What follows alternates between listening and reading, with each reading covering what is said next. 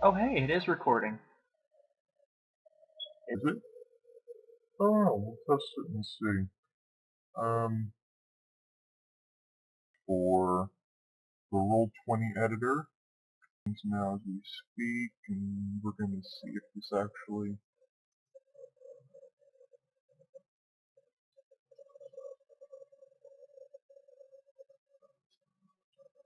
That's Chrome.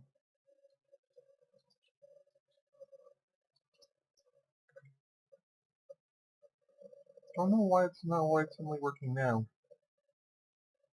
It wasn't before. Well, this is a test video to kind of see if that actually works. I'm not sure if it shows anything here. I know the last time that I tried to use this, it didn't work out very well. And this is a test where I can actually go in here, my little test character, which this is changing his personal point of view.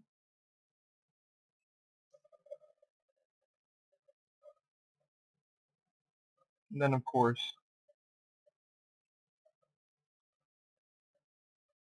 I can set him in places here, but I can't. Let's just click down here to return this player, and I'll be able to show you the dynamic lighting that I'm talking about. See, this is him, and this is the same area that he was in before, but as you can see now, because of the way that I've set things, everything that's in the white is what he can see. If I move 5, 10, 15, 20, 25, 30, which is your typical move, now you can see that his point of view has changed. So this is everything that he can see, and the black is represented by everything he cannot. And of course, he can't move outside of the walls because that's the way that I've set the dynamic lighting. This can make things a little bit tricky if it's an area where you'd actually want people to be able to climb on the walls.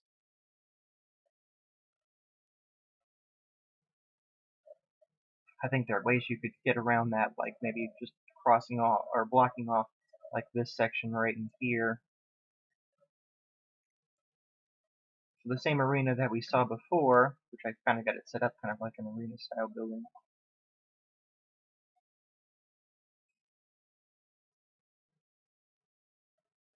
And this dramatically affects things like line of sight, combat. Oh, do I see a person? Can I see them to use a particular ability? Can they see me? X person, can you see them on the board? Yes. Roll a check. Crap. That's about how that would work. So, state of the game while we're at it now, I'm still waiting on some people to get characters made. At the same time, I'm still trying to get some stuff taken care of while I'm in a busy, while dealing with a busy schedule. I think everybody's kind of going through that at the moment. Jess is currently going through some work stuff, trying to get her internet back up. She's got the whole Moogle engineer thing going on. One of the Brandons that wanted to play a Tengu summoner.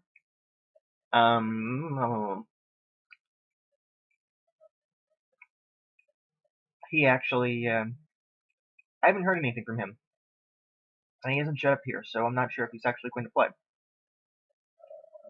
We have another one who may be a cleric or a mage. I haven't heard much from her, so I'm not sure on that. So I have two on the fence, at least.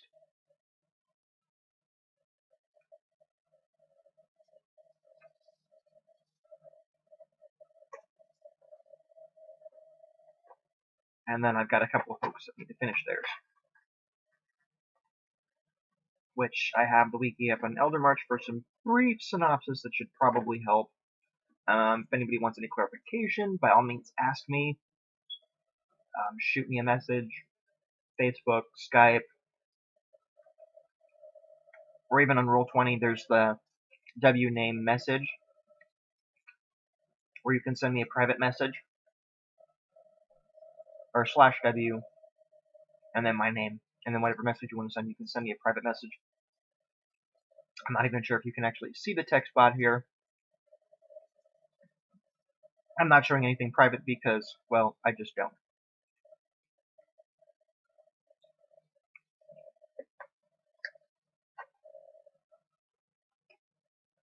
but I've been coming up with some neat new little things. The D20 site gave me the idea for better limit breaks. One for bloodied, and one for near death. Nice.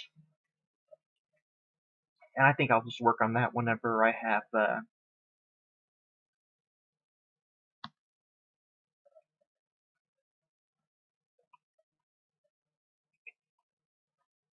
time on my hands and I'm not running around like a chicken with my head cut off, or when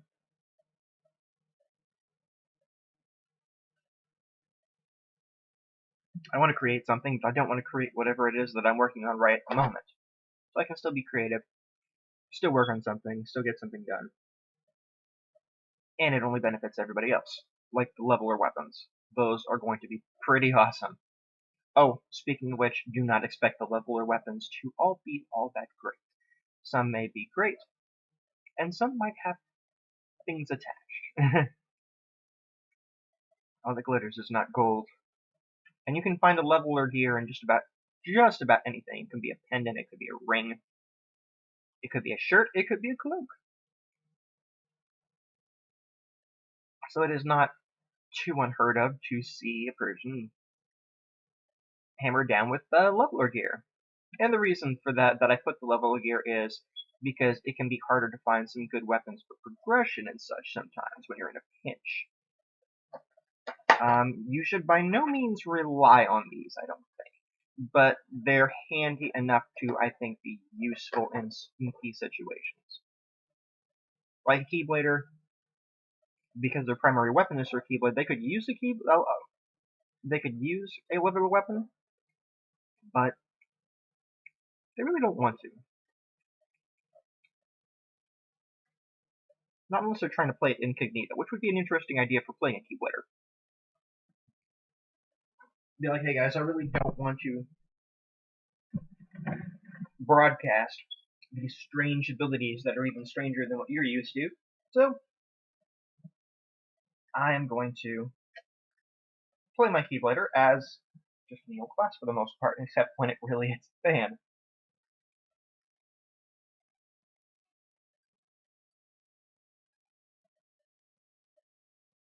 And wow, my water cup sounds like it's screaming. Well, that's handy, I guess. So yeah, this is one map, and since I'm on here, I guess I'll show you something else that I've been working on. Mainly because I wanted to see if I could actually do this, and I may. That's a more blown up version. Oh right, I'm in character mode. I can't show you that way. Let's go back to GM mode, and that is the idea of importing maps. Now, I like this idea. So I'm gonna go page toolbar. These are some things that I've been working on. That was the test start page.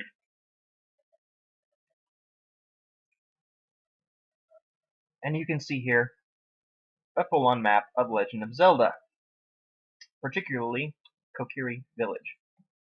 And what I generally like to do... there's Mr. Test Corpse. That is my test dummy, right, which I call Test Corpse.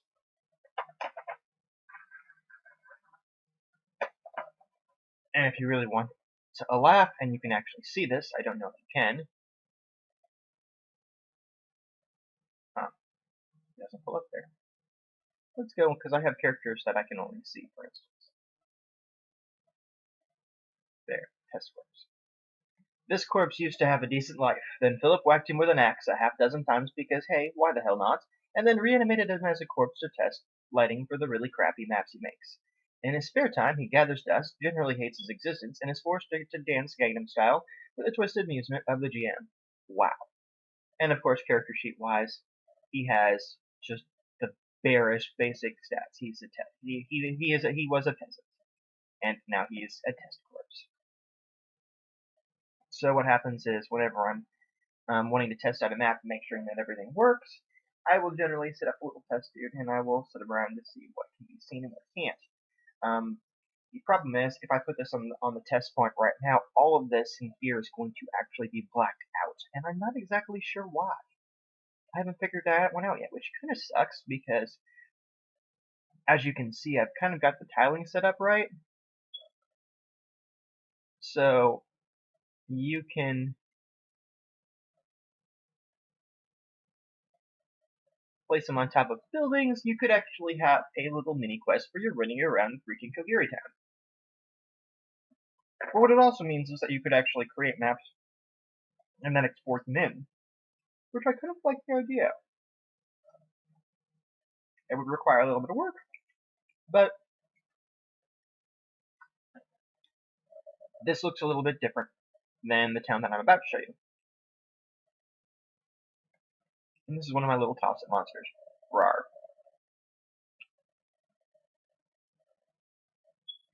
5 feet, 5 feet, 5 feet. Actually, this would be 10 feet, excuse me.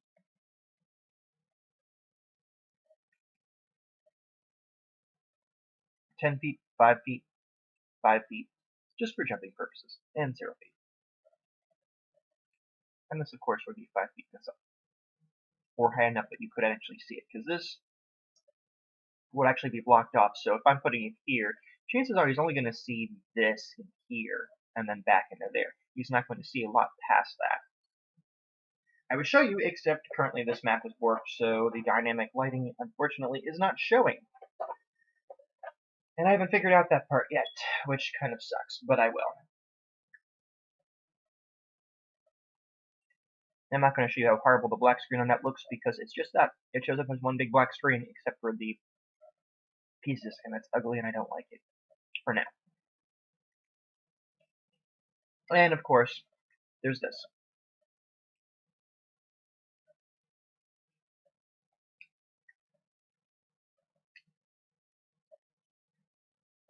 And this really isn't a spoiler alert.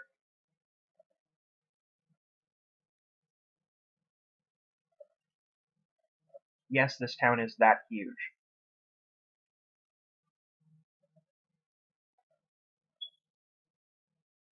And this is going to be the Great Tree, this is going to be Lake Gwendolyn, and this is going to be the mines. These, of course, are different buildings. The circular little objects are wells. This is a park down here. This is a fairgrounds. Yes, another well. And some of the more common districts, because that's the way that it's generally set up, these are generally roads, and of course the walls on the side. What else?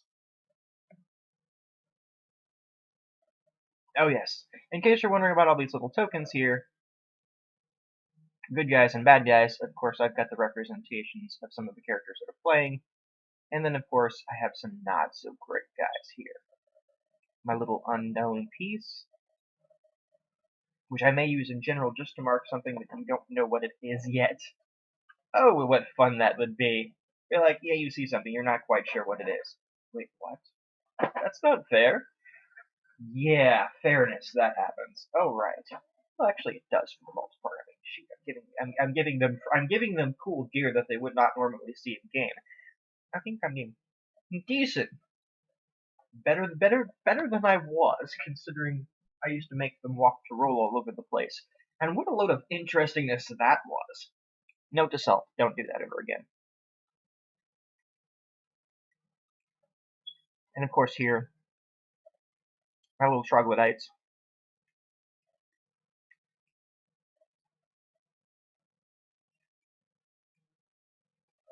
My little Brandon token.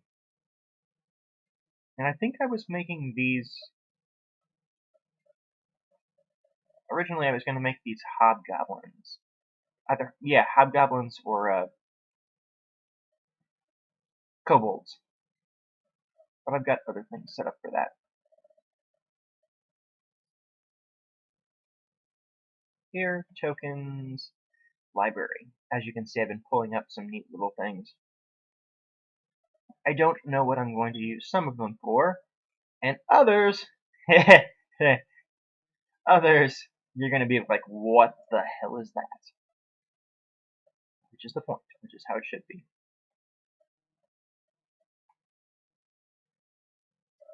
So Hagen, Lizard Man, Orcs. Yes, I wanted to make them as hobgoblins, and then goblins, and then I don't know what that is, treasure chests, skeletals, troglodytes, Mr. Bones, a Drowist that I picked up because one of our characters was Drow, and I didn't see any good Drow tile sets. And yeah, that would kind of suck. So, wolves, dragons, torches, oh my. No, this is not an actual encounter. This will not actually happen. I was having this here to test out a few things. I can take my line of sight, for instance, and that's what he sees within 25 feet, or 40 feet. Although that's a wall, so he's probably not going to see much outside of it. And of course, if I go into here, objects and tokens, select move, click, I can stretch him out a little bit wider, or I can increase his space so he's one size larger. Yes, it's possible to run into things that big. That's basically 5, 10, 15, 20, 25, 25 by 25 square.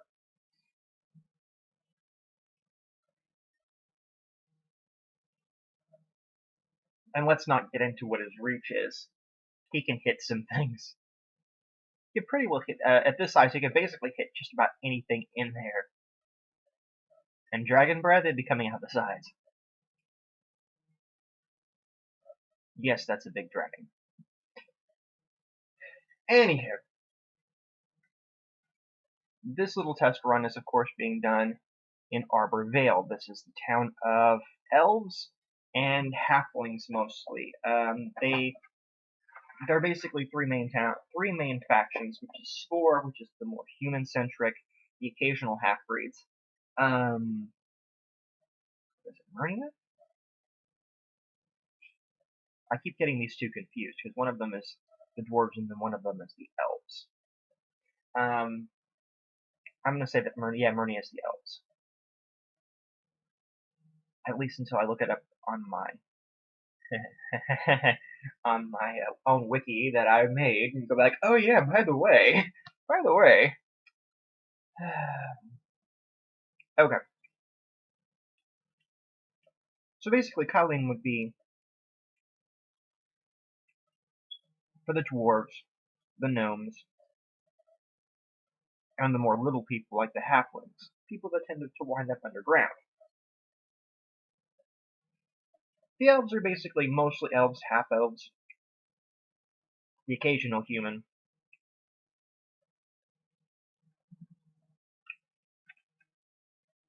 and other Fey-type creatures, so it's not uncommon to see gnomes with them as well, maybe even halflings. And there are actually some halfling communities and such here. We kind of spread it up a little bit.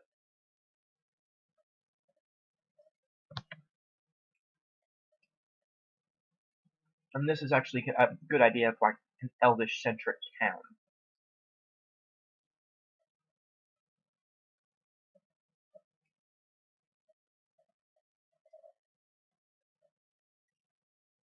And this is one of the elvish quarters, and this is one of the more halfling and gnome quarters. They have kind of their own little centric areas. This big building here is actually a clinic, because in spite of the more harsh and brutal sort of world that they live in, they do pride medicine very, very much, because you never know what can happen, especially since this is one of the, what you would call, tri-cities.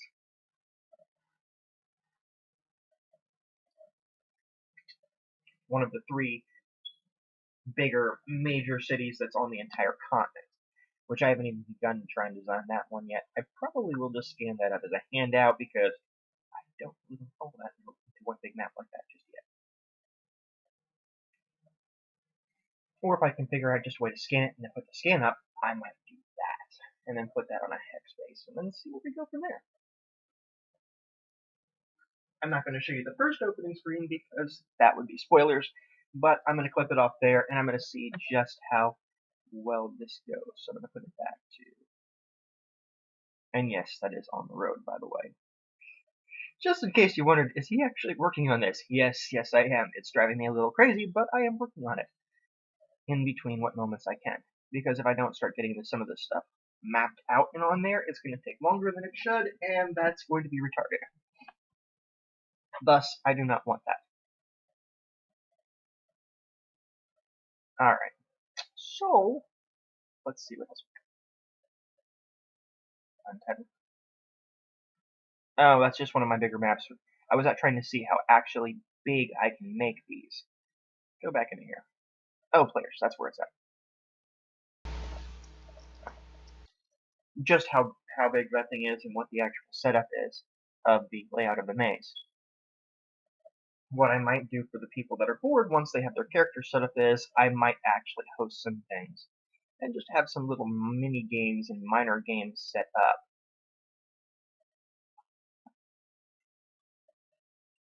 And then from there, I may or may not make it canon. And if I do make it canon, I might just throw in something just to be nice.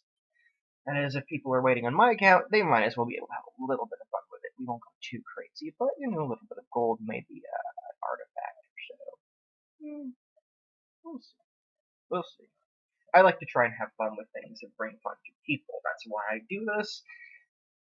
That's what I enjoy. It basically it helps us all get through the day. You're having a good time. I'm generally having a good time, within reason, of course. I'm not gonna give you everything, but I'll give you some clues. Something has to make up for all the horrors you're going to be going through later. Oh, it's going to be fun. Yeah. Okay, enough with the evil laughing before I scare all my players off before they've even got here. But if it works out this way, I could actually use this to make a brief tutorial on how to play the game and how to play Rolld20. So, some of you that are kind of on the fence might be actually a little bit more interested in joining up. I was originally going to have 8, so if people flake out, then there's room for other people to join. I don't mind a party of 8. It could actually be pretty fun.